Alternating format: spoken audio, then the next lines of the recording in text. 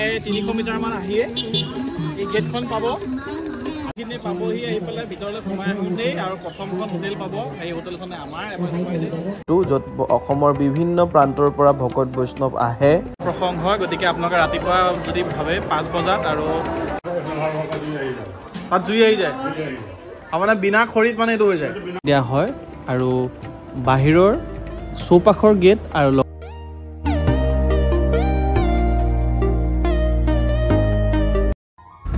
নমস্কাৰ বহু দিনৰ পিছত মোৰ অন্যটি ভিডিঅ'লৈ আপোনালোক সকলোকে স্বাগতম জনাইছোঁ আৰু যদিও ইউটিউবত ভিডিঅ' দিয়া হোৱা নাছিলে তথাপি ফেচবুক আৰু ইনষ্টাগ্ৰামত যিসকল মোৰ লগত কানেক্টেড হৈ আছে তেওঁলোকে হয়তো গম পাই আছে যে বৰ্তমান ভাদ মাহ সেইবাবে নিজৰ কামবিলাকৰ লগতে হোটেলখনতো ব্যস্ত হৈ থকা হৈছে কেৱল ময়ে নহয় ঘৰৰ সকলোটি আৰু আহকচোন আজি আপোনালোকক দেখাওঁ আপোনালোক যিসকলে আঠখেলীয়া নামঘৰ আহিম বুলি ভাবি আছে আৰু ক'ত গাড়ী ৰাখিব লাগিব ক'ত খৰাই দিব লাগিব কিমান সময়লৈকে খোলা আছে আহকচোন চাওঁ আৰু আহি পেলাই আপোনালোকে চাৰিআলিৰ পৰা এখন মেইন গেট হয় আহি প্ৰায় 300 মিটাৰ মান আহিয়ে এই গেটখন পাব আৰু এই গেটখন পাই আপোনালোকে যিটো আমাৰ এইটো পাৰ্কিং আছে ডাঙৰ আমাৰ নামঘৰৰ বাছ আস্থান তাতে আপোনালোকে বাইকসমূহে হওক বা গাড়ীবিলাকে পাৰ্কিং কৰিব পাৰিব আৰু খুব ৰ'দ দিছে আজি তথাপিও আপোনালোকৰ বাবে ভিডিঅ'টো বনাইছোঁ বাৰু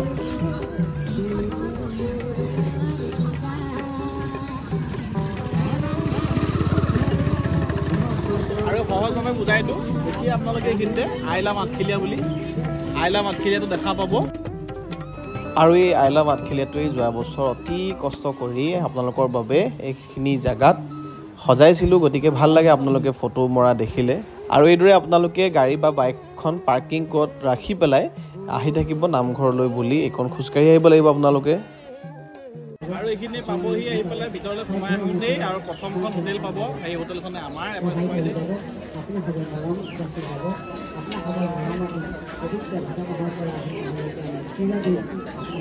কিন্তু হোটেলখন নেদেখাওঁ আজি কিয়নো আপোনালোকক আঠখেলীয়া নামঘৰলৈ আহিলে কি ধৰণে কি কৰিব লাগিব সেইবিলাকে দেখাবলৈ বিচাৰিছোঁ গতিকে মোৰ লগত আহি থাকিব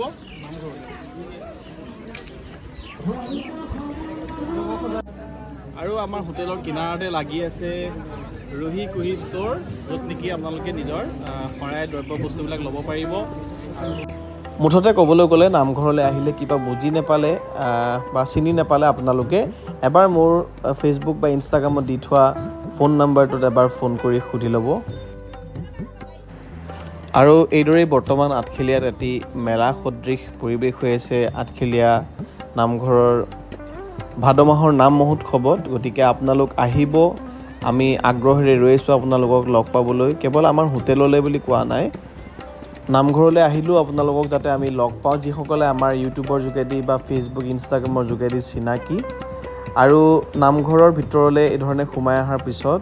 নামঘৰৰ কাৰ্যালয় আৰু অনুসন্ধানৰ কাৰ্যালয়টো পাব আৰু ইয়াত আপোনালোকে কিবা যদি বস্তু বাহানি হেৰাই ইয়াত যোগাযোগ কৰিলেই হ'ব আৰু কিনাৰতে আপোনালোকে দেখিবলৈ পাব প্ৰসাদৰ স্থানলৈ যোৱা সেই দীঘলীয়া লাইনটো য'ত অসমৰ বিভিন্ন প্ৰান্তৰ পৰা ভকত বৈষ্ণৱ আহে তেওঁলোকে ভিতৰত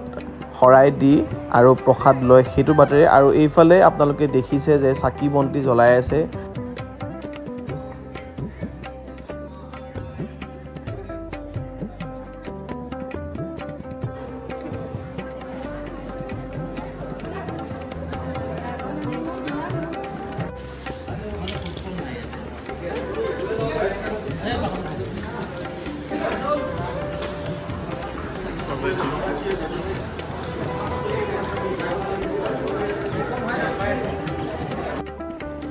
আৰু এয়া দেখিছে যে আপোনালোকে আমাৰ স্থানীয় ভকত বৈষ্ণৱসকলে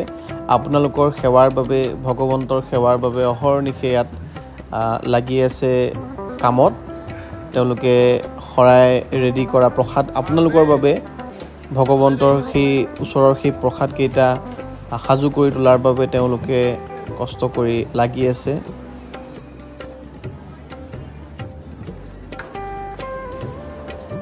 আৰু কিনাৰৰ বন্তি গৃহত আপোনালোকে চাকি বন্তি জ্বলাই আহিব লাগিব নতুন মূল নামঘৰলৈ য'ত নেকি নাম চলি আছে আৰু আপোনালোকে নাম শুনিবৰ বাবে সেৱা ল'বৰ বাবে এই নতুন নামঘৰ ভাগলৈ আহিব লাগিব আৰু আপোনালোকৰ সুবিধাৰ বাবে ইমানেই গৰম পৰিছে সেইবাবে ফ্লোৰবিলাকত কাৰ্পেট পাৰি দিয়া হৈছে যাতে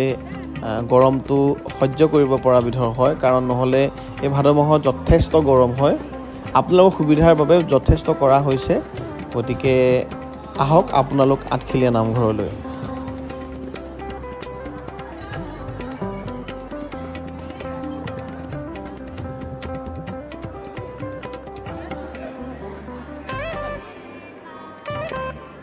আৰু এয়া আমাৰ ককা বৰ্তমান তেওঁৰ নামঘৰ নাম পৰিচালনাত আছে গতিকে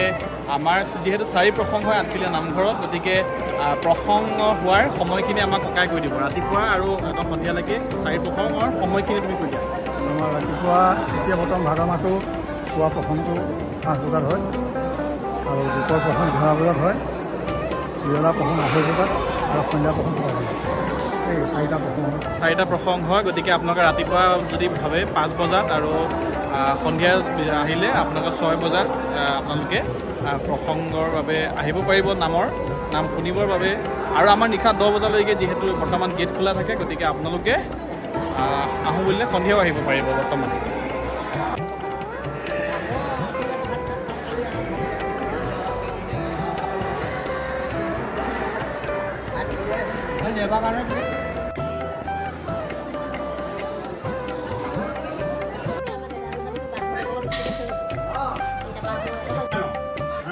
ফলিয়াটো ইয়াত গোটাই লয়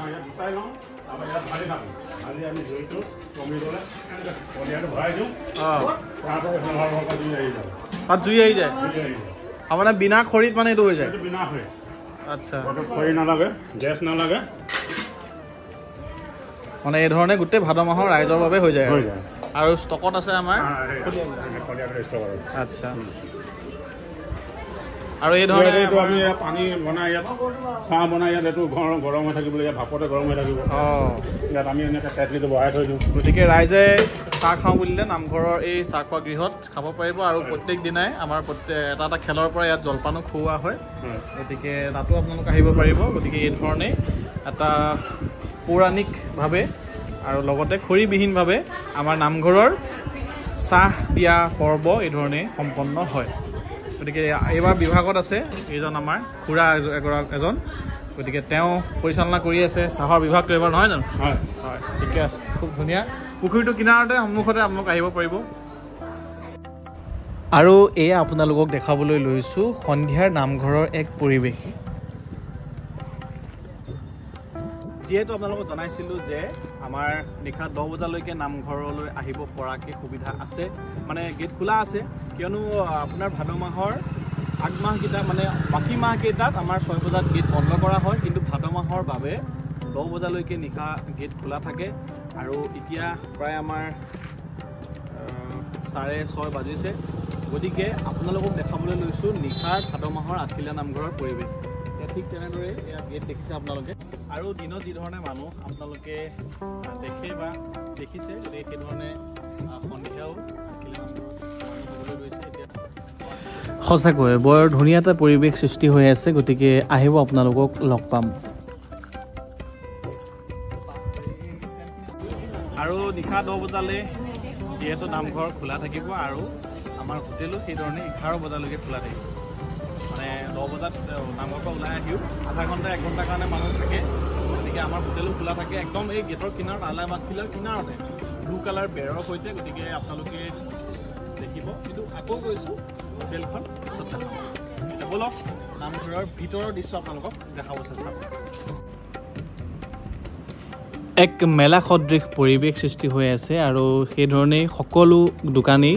নিশা প্ৰায় 10 বজালৈকে খোলা থাকে কিন্তু মূল নামঘৰৰ গেট 9 বজাত বন্ধ কৰি দিয়া হয় আৰু বাহিৰৰ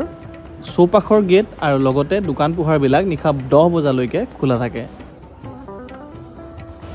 কি ধুনীয়া এটি পৰিৱেশ আপোনালোকে চাওকচোন আৰু যিসকল লোকে অতি ভিৰৰ মাজত আহিবলৈ অকণমান অসুবিধা হয়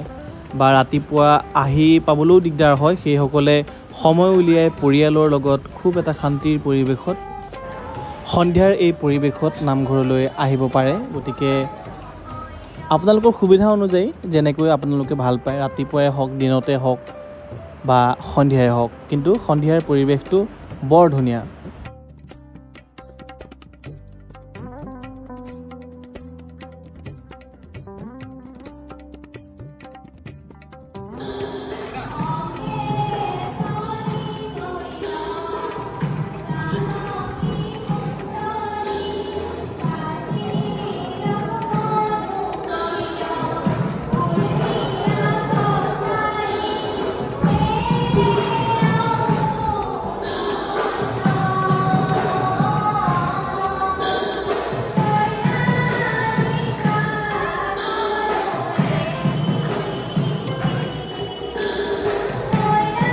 নিজকে কেতিয়াবা ধন্য মানো যে এনেকুৱা এটি